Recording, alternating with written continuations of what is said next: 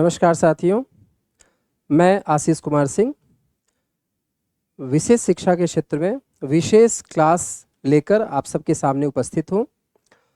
जैसा कि मेरा मानना है कि स्पेशल एजुकेशन की क्लासेस हमारे विशेष शिक्षा के क्षेत्र को, कॉलेजेस को छोड़ के ऑनलाइन प्लेटफॉर्म पे न के बराबर है। आज मैं इन्हीं सभी समस्याओं को दूर करने के लिए मैंने मेरे विद्यार्थियों का प्रेशर, मेरे सभी शुभ चिंतकों का प्रेशर, उन्होंने बोला कि आप सर स्पेशल एजुकेशन की कक्षाएं स्टार्ट करें।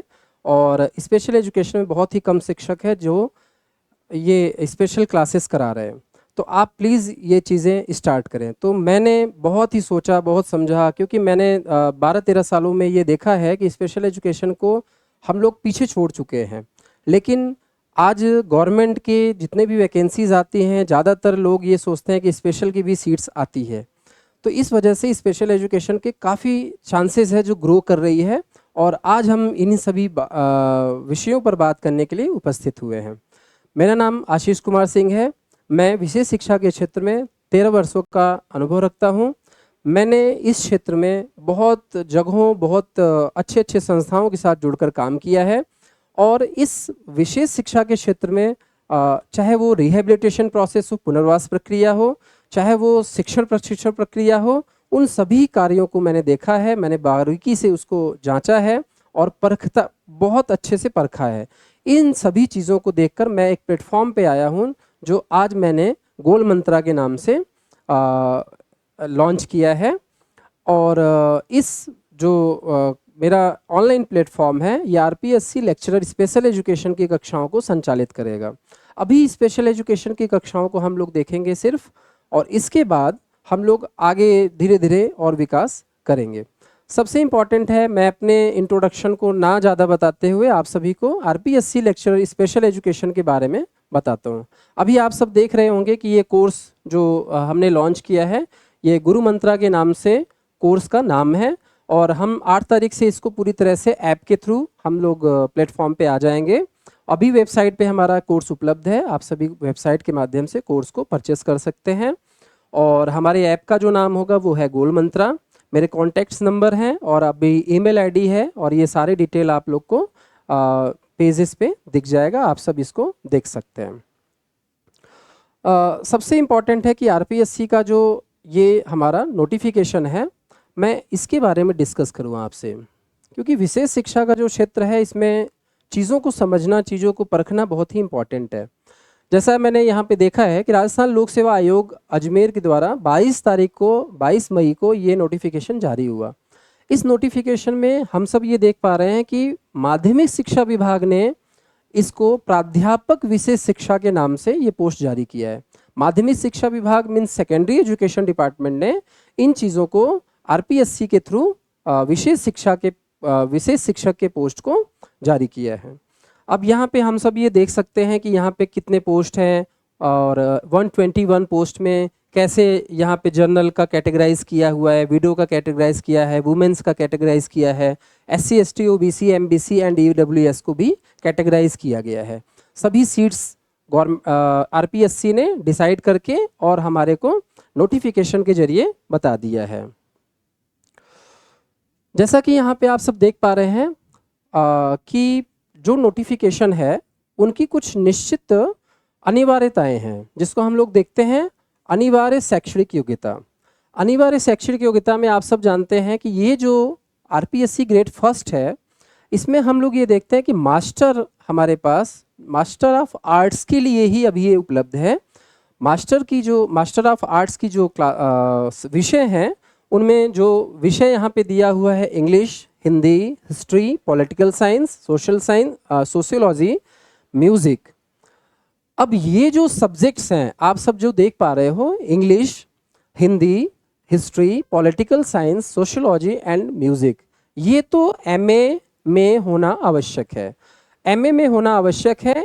इसके साथ साथ बीएड स्पेशल एजुकेशन में आपके पास 2 वर्षीय बीएड होना, या आपके पास 2 वर्षीय डिप्लोमा हो और 1 साल का बीएड भी होगा, 2 साल का बीएड भी होगा, तो भी आपका ये मान्य होगा। मीन्स आप सब ये देख रहे हो कि यहाँ पे लिखा हुआ है बीएड स्पेशल एजुकेशन या BEd with 2 years diploma in special education recognised by RCI. Means RCI द्वारा जो हमारे 2 साल के डिप्लोमा चलते हैं उसके साथ अगर आपने बीएड जनरल कर रखा है तो भी मान्यता मिलेगी आपको, फॉर्म भरने की एलिजिबल हैं आप। और अगर आपने बीएड 2 वर्षीय किया है तो भी आप फॉर्म भरने में एलिजिबल हैं। यहाँ पे हम सब ये देख पा रहे हैं कि हमारे पास स्थायी या अस्थायी पंजीकृत होना आवश्यक है। जैसा सीआरआर हम लोग आगे देखेंगे आरसीआई एक्ट के अनुसार कि सीआरआर क्या होता है। सीआरआर सेंट्रल रिहेबिलिटेशन रजिस्टर होता है जिसमें कि हमारे जितने भी स्पेशल एजुकेटर्स हैं, अन्य प्रोफेशनल्स हैं, जैसे स्पीच थेरेपिस्ट हो गए, ऑडियोलॉजिस्ट हो गए, साइकोलॉजिस्ट हो गए, ये सारे लोगों का एक डेटा है जो कि सीआरआर के नाम से जाना जाता है, जो आरसीआई के वेबसाइट पे उपलब्ध होता है। तो हम लोग यहाँ पे देखते हैं कि यहाँ पे पूर्व अगर हमें फॉर्म भरना है उससे परीक्षा के तिथि के पूर्व, मीन्स परीक्षा का जो दिनांक है वो भी हम डिस्कस करेंगे। परीक्षा के दिनांक से हमें हमारे पास स्थायी या अस्थायी रूप से हमारे पास ये आरसीआई का सीआरआर नंबर होना जरूरी है। अब यहाँ पे हम सब ये देख सकते हैं कि शैक्षणिक अर्हताएं जो है वो यहाँ पे दिया हुआ है इस हिसाब से कि हम मास्टर के साथ साथ बीएड भी रखते हैं स्पेशल एजुकेशन में, और बीएड जनरल के साथ साथ स्पेशल एजुकेशन में डिप्लोमा रखते हैं तो भी हम लोग इसके लिए एलिजिबल हो सकते हैं। जैसा कि यहाँ पे scheme and syllabus of competitive examination for the post of lecturer special education, जैसा कि हम सब देख पा रहे हैं कि यहाँ जो दिया हुआ है सिलेबस के अकॉर्डिंग, ये सिलेबस आरपीएससी डिज़ाइन की है। अभी ब्रीफ जो आपका है मैं आगे डिस्कस करूँगा, बट यहाँ पे हम लोग जो देख पा रहे हैं कि सबसे इम्पॉर्टेंट हमें ये समझना है कि 450 मार्क्स के हमें 450 नंबरों के ये क्वेश्चंस आएंगे, बट वो 3 पार्ट में आएंगे। 3 पार्ट का मीन्स हुआ कि हम आगे देखेंगे कि 150 मार्क्स, जो 150 मार्क्स है पेपर नंबर फर्स्ट, 150 मार्क्स है जो पेपर नंबर 2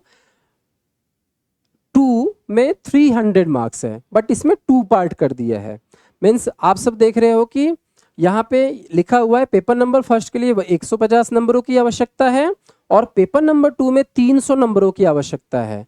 लेकिन पेपर नंबर जो 2 है वो डिवाइड हो जाएगा 2 पार्ट में, जो 150 एंड 150 मार्क्स के होंगे। अब हम लोग यहाँ पे देख रहे हैं कि मिनिमम क्वालिफिकेशन जो मार्क्स है, मिनिमम क्वालिफिकेशन मीन्स ऐसा होता है जो हमें एलिजिबल करेगा कि हम एग्ज़ाम देने के बाद अपना एलिजिबल है या नहीं है, उनके लिए 40% हमें पेपर में पाना आवश्यक है। अब यहाँ पे 40% जो दिया हुआ है, the minimum qualifying marks for each paper shall be 40%, means आपको ये 40% तो लाना अनिवार्य है, जिसमें आपको 40% लाना होगा। इसके बाद हम लोग बात करते हैं कि निगेटिव मार्किंग भी यहाँ पे दिया हुआ है, क्योंकि निगेटिव मार्किंग आरपीएससी जो भी आयोग द्वारा जितने भी राज्यों के अलग अलग राज्यों के जो निकलते हैं उसमें निगेटिव मार्किंग का ज़्यादा वो रहता है, जिससे कि वही बच्चे यहाँ पे सेलेक्ट हो पाते हैं जो बहुत अच्छे तरह से तैयारी करते हैं और सशक्त रूप में पढ़ाई कर रहे हैं। तो यहाँ पे निगेटिव जो मार्किंग है वो wrong answer shall mean an incorrect answer और मल्टीपल आंसर। यहाँ पे आप सब देख सकते हो every wrong answer means for every wrong answer 1/3 of the marks prescribed for that particular question shall be deducted। Means आप जो एक नंबर है वो आपका, अगर आपने 3 क्वेश्चंस को गलत किया है और आपके 3 क्वेश्चंस अगर नेगेटिव होते हैं तो आपके एक पॉजिटिव जो आया है आंसर वो कट जाएगा। मीन्स नेगेटिव मार्किंग का आपको ध्यान रखना है। यहाँ पे दिया subjects included in both the paper are given hereunder, means आप सबको पेपर दोनों पेपर मिलेंगे जिसके हिसाब से हमें आगे देखना है।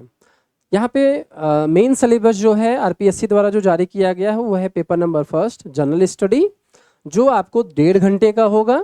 मीन्स 1.5 घंटे में आप सबको अपने जो यहाँ पे राजस्थान कल्चर है, राजस्थान जीके है, करंट अफेयर्स है, जो हम यहाँ पे मेंटल एबिलिटी टेस्ट है, स्टैटिक्स है, ये सारे चीज़ों को आपको देखना है। जनरल साइंस है, इंडियन पॉलिटी है, एंड जियोग्राफी ऑफ राजस्थान है, एजुकेशनल साइकोलॉजी, क्योंकि शैक्षिक मनोविज्ञान हर जगह आजकल 15 मार्किंग 10 मार्किंग में आ चुका है, तो इस वजह से यहाँ पे दिया हुआ है educational management, educational scenario in Rajasthan and right of children to free and compulsory education act, means RTE act के द्वारा भी हम लोग ये देखेंगे कि यहाँ पे क्वेश्चंस पुटअप किए जाएंगे। पेपर नंबर जो फर्स्ट है जनरल स्टडी, यहाँ राजस्थान के जो संस्थाएं हैं, कोचिंग संस्थाएं हैं, वो बहुत अच्छी तरह से कराते हैं, तो पेपर नंबर फर्स्ट आप लोग मदद लीजिएगा उन सब के। यहाँ पे पेपर नंबर 2 जो दिया हुआ है इसको हम बारीकी से समझेंगे कि पेपर नंबर 2 जो है subject and special education, means हमें ये देखना है 3 घंटे का समय दिया हुआ है, और यहाँ 3 घंटे में हमारे पास क्या है 150 marks for knowledge of senior secondary level of subject, means आप जो सीनियर सेकेंडरी लेवल के जो सब्जेक्ट्स हैं, English, Hindi, history, polity and sociology and music, जो आपके 6 सब्जेक्ट आपके मास्टर में होने चाहिए, उन्हीं के आधार पर आपकी ये क्वेश्चंस यहाँ से बनेंगे, और ये अपने को इन सब्जेक्ट्स के बारे में भी जानकारी लेनी है। लेकिन मैं यहाँ पे चर्चा करूँगा विशेष जो एजुकेशन के बारे में यहाँ पे दिया हुआ है, विशेष शिक्षा के क्षेत्र में यहाँ पे बहुत ही शॉर्ट में लिख दिया है, क्योंकि आप सब जानते हैं आरपीएससी द्वारा जो जारी किया गया नोटिफिकेशन है, इसमें 150 मार्क्स मीन्स बहुत घुमाकर बहुत सारे टॉपिक्स को कवर करते हुए ये क्वेश्चंस बनाए जाएंगे। मीन्स यहाँ पे जो आप देख पा रहे हो लिखा हुआ है स्पेशल एजुकेशन, स्पेशल एजुकेशन में क्या क्या चीज़ें हैं, एजेंसीज है, पॉलिसीज़ है, acts and rules regarding specially abled person and special education, means यहाँ पे जो स्पेशल एजुकेशन से संबंधित विषय हैं उनमें जो एक्ट्स चलते हैं, मीन्स आपके अधिनियम है, कानून है, रूल रेगुलेशन है, इन सारे रूल रेगुलेशंस को हम लोग देखेंगे। और ये एक नाम है, एक्ट मीन्स हम आगे देखेंगे कि कितने हमें कवर करने हैं। Pedagogy, teaching learning material, TLMs, use of computer and information technology in teaching learning, education for the specially abled students with various kind of disability, means various kind of disability means types of disability according to RPWD Act and types of disability according to PWD Act 1995, means हम सभी प्रकार के and हम सभी ये सब देखेंगे कि सभी जो एक्ट हैं हमारे जो इंडियन एक्ट्स हैं उनमें टाइप्स ऑफ डिसेबिलिटी पे ज़्यादा फोकस किया गया है, एंड उनके एजुकेशन, उनके रिहेबिलिटेशन और उनके सामाजिक समायोजन पर विशेष चर्चा की जाएगी, जो हम लोग इन चीज़ों में देखेंगे। बट यहाँ पे आरपीएससी ने ये बहुत ही छोटे में टर्म लिख दिया है, बट हमें ये देखना है कि 150 मार्क्स हमें कवर करना है। अब आप सब देख सकते हैं कि मैंने इसको थोड़ा सा अभी ब्रीफ किया है। अभी हम बहुत सारे टॉपिक्स को कवर करेंगे जो यहाँ पे नहीं भी उपलब्ध हो सकता है, बट हम सब यहाँ पे देखेंगे। सबसे इम्पॉर्टेंट है स्पेशल एजुकेशन, क्योंकि स्पेशल एजुकेशन एक ऐसा विषय है जो आज बहुत ट्रेंडिंग में है। हमारे राजस्थान में तो हमेशा से आप सब जानते हैं ग्रेड 3 में फर्स्ट लेवल, सेकेंड लेवल में विशेष शिक्षक का पद आता रहता है, और फर्स्ट ग्रेड में अभी हम सब देख रहे हैं स्कूल लेक्चरर में यहाँ पे आरपीएससी ने जारी भी किया है। तो स्पेशल एजुकेशन हम सब इसके बारे में जानेंगे, स्पेशल एजुकेशन क्या है, और इसके जो ऐतिहासिक पृष्ठभूमि है, जो इसका हिस्टोरिकल पर्सपेक्टिव है, उसको भी हम लोग देखेंगे कि स्पेशल एजुकेशन कहाँ से चला, ट्रेवल कहाँ से किया, एंड अभी का पोजीशन क्या है, प्रेजेंट टाइम में क्या है, वो भी देखेंगे। Types of disability very very important, because 21 types of disability आप पे इम्पैक्ट करेगा, पूरे पेपर्स पे इम्पैक्ट करेगा, क्योंकि जितने भी 21 प्रकार के दिव्यांगताएं हैं उनकी शिक्षा, उनके पुनर्वास, उनके सामाजिक समायोजन, इन सारी विषयों को हम लोग अगर देखें तो ये अपने आप में एक यूनिक टॉपिक्स है।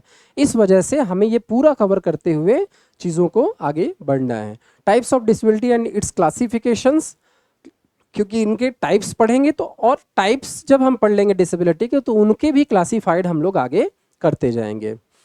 जैसे अभी हमने देखा था कि उधर आरपीएससी ने एक्ट्स के बारे में लिखा, पॉलिसीज़ लिखा, तो हमने कुछ यहाँ पे एक्ट्स के नाम भी लिखे हैं। नेशनल एक्ट्स, जो हमने कवर किया है वो है आरसीआई एक्ट। सबसे इम्पॉर्टेंट है हमें समझना कि आरसीआई एक्ट 1992 में जो बना उसका उद्देशिका क्या था, वो क्या किस रूप में हमारे भारत सरकार ने उसको लाया और क्या इसका फ़ायदा हुआ, अभी का पोजीशन क्या है, ये सब सारी चर्चाएं हम इस पे करेंगे आगे की क्लासेस में।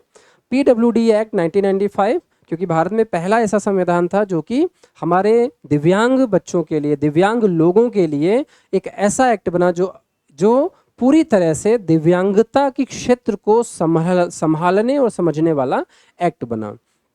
नेशनल ट्रस्ट एक्ट 1999 मीन्स राष्ट्रीय न्यास अधिनियम 1999 बना, जो यहाँ पे वंचित रह गए पीडब्ल्यूडी एक्ट में कुछ ऐसी दिव्यांगताएं जो वंचित रह गए उनको हमने यहाँ पे कवर कराया, मीन्स नेशनल ट्रस्ट अधिनियम में ये कवर हुआ है। और बहुत ही न्यू ट्रेंडिंग एक्ट जो आप सब जानते हैं, जो 21 प्रकार की दिव्यांगता हमारे सामने आई है, वो 21 प्रकार की दिव्यांगता हम सब आरपीडब्ल्यूडी एक्ट 2016 के नाम से जानते हैं, जो कि 1995 पीडब्ल्यूडी एक्ट के जगह पे यहाँ पे आरपीडब्ल्यूडी एक्ट आया हुआ है। अच्छा, इसके बाद हम लोग देखेंगे इंटरनेशनल एक्ट्स क्या हैं।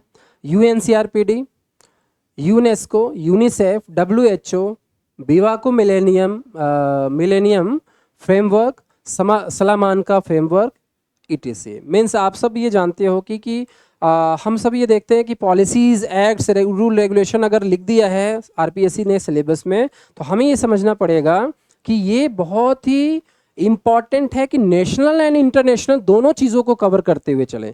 क्योंकि मैं आप सबको बता दूं, सीआरपीडी बहुत इंपॉर्टेंट एक्ट है जो यूएनसीआरपीडी अब यहाँ पे लिखा हुआ है, क्योंकि इसी का हमें इम्पैक्ट है जो भारत के अलग अलग दिव्यांगताओं के क्षेत्र में जो निकले हुए हमारे रूल रेगुलेशन है, सीआरपीडी से बहुत सारी चीज़ों को कॉपी पेस्ट किया गया है। मीन्स वहाँ की चीज़ों को हमने लिया है जो हमारे भी भारत में दिव्यांग बच्चे हैं, दिव्यांग लोग हैं, उनको सशक्त बनाने के लिए हमें सीआरपीडी का मदद लिया है। देन हम सब देखेंगे स्कीम्स, क्योंकि हमें स्कीम्स समझना पड़ेगा। स्कीम्स मीन्स जो हमारे भारत सरकार जो बच्चों के, दिव्यांग बच्चों के लिए योजनाएं लॉन्च की है, उनको चलाती है, उनके आधार पर हमें यहाँ पे समझना पड़ेगा कि डिसेबिलिटी सेक्टर में हमारे स्कीम्स कौन कौन से हैं। एडीपी स्कीम है जो जहाँ से हम एड्स एंड एप्लियंसेस ले सकते हैं, जो दिव्यांग बच्चों के लिए प्रोवाइड होती है। हम इसके बारे में ब्रीफ में आगे सब पढ़ेंगे। डीडीआरएस हम इसके बारे में पढ़ेंगे, सिप्दा के बारे में पढ़ेंगे, AIC, SBA, NHFDC and UDID. ये आप सोच रहे होंगे कि ये कौन से शब्द लिखे हैं सर ने जो यहाँ पे उपलब्ध हुए हैं, लेकिन आप सब ये देख लो कि ये सारी चीज़ों को हम पढ़ेंगे जहाँ से क्वेश्चन पुटअप कर सकता है आरपीएससी या अदर कोई भी संस्थान इसको क्वेश्चन के रूप में सेट कर सकता है। TLMs for various types of disabled students, क्योंकि हम सब जानते हैं कि अगर दिव्यांग बच्चों की बात करें, मैं बात करूं, अगर आपको हियरिंग इम्पेयर्ड बच्चों की बात करूं तो मैं विजुअल इम्पेयर्ड बच्चों के साथ उसको कंपेयर नहीं कर सकता, क्योंकि विजुअल इम्पेयरमेंट एक sensory disability and hearing impairment भी सेंसरी डिसेबिलिटी है, बट इन दोनों की डिसेबिलिटी में बहुत फ़र्क है। मीन्स एक बच्चा देख नहीं सकता तो एक बच्चा सुन नहीं सकता, तो उनके अलग अलग टीएलएम्स है जो उनको पढ़ाने, एजुकेशन, रिहेबिलिटेशन के क्षेत्र में हम लोग काम में लेते हैं, तो उनके टीएलएम्स के बारे में भी हम लोग काफ़ी अच्छे से देखेंगे। पेडागोजिकल पर्सपेक्टिव क्या है, मीन्स हम लोग जो शिक्षण शास्त्र लेते हैं, जो हम लोग उन बच्चों को पढ़ाने में जो नियम लेते हैं, पढ़ाते समय हम लोग जैसे हम लोग जानते हैं कि शिक्षण सिद्धांत किसी भी शिक्षा की नींव होती है, तो शिक्षण सिद्धांत के साथ साथ भी हम लोग स्पेशल का देखेंगे। Use of computer and IT means information technology for disabled students. हम सब जानते हैं कि कंप्यूटर एक ऐसा विषय है जो आज कम से कम 15 सालों से कंप्यूटर का चलन बहुत तेज़ी से हुआ। मैं आपके सामने यहाँ पे उपस्थित हूँ, ये आईटी का एक भाग है, और आजकल आप सब जानते हो कि हम सब देखते हैं कि एआई के थ्रू बहुत ही ज़्यादा लोग अपने आप को फ्री महसूस करते हैं। मीन्स मैंने ऐसा बहुत, क्योंकि हमारे कॉलेज में लेसन चलते रहते हैं, हमारे कॉलेज में बच्चों को पढ़ाने के लिए टेक्निक्स होते रहते हैं, तो बच्चों को जब लेसन प्लान क्रिएट करना होता है तो वो क्या करते हैं, एआई को कमांड देते हैं और डायरेक्टली उनको एआई वो बता देता है कि लिखना क्या है। बट मैं आप सबको एक बात बताना चाहता हूँ, AI is very important for every person, but हमें अपने इंटेल को कमज़ोर नहीं होने देना है, क्योंकि आर्टिफिशियल मीन्स एक पार्ट है जो आपका काम पूरा कर देता है, लेकिन आपकी थिंकिंग प्रोसेस नहीं कम होनी चाहिए। और हम सब ये मानते हैं कि आर्टिफिशियल से कहीं ज़्यादा हमारा इंटेलेक्चुअल चलता है। मीन्स हमारा जो इंटेल है वो हमें कमज़ोर नहीं होने देना है, और इंटेलेक्चुअल एबिलिटी के साथ हमें एआई को रन करना है। मीन्स हमें अपनी चीज़ों को नहीं भूलना है, हमें एआई को भी काम में लेना है, बट हमारी इंटेलेक्चुअल एबिलिटी उसके साथ जुड़ी रहनी चाहिए, प्रॉपर वे से वो सारा काम होना चाहिए। तो यहाँ तक मैं आप सबको इंट्रोडक्शन पार्ट मैंने आपको बता दिया, हम सब कवर क्या करेंगे, क्या चीज़ों को हम लोग आगे देखेंगे। अभी बहुत सारे ऐसे विषय हैं, टॉपिक्स हैं जो नहीं यहाँ पे हमने नहीं कवर किया है। आरपीएससी भी अभी हो सकता है आगे के दिनों में वो ब्रीफ में अपना सिलेबस जारी करेगी, और जब उसको डिटेल में सिलेबस जब आ जाएगा तो हम लोग उसके बारे में एक एक चीज़ के बारे में पूरा उसको पढ़ेंगे। और इन्हीं शब्दों के साथ मैं आप सभी को आज के लिए अलविदा कहता हूँ, लेकिन हम सब नए टॉपिक के साथ, नए विषय के साथ हम सब उपलब्ध होंगे। जय हिंद,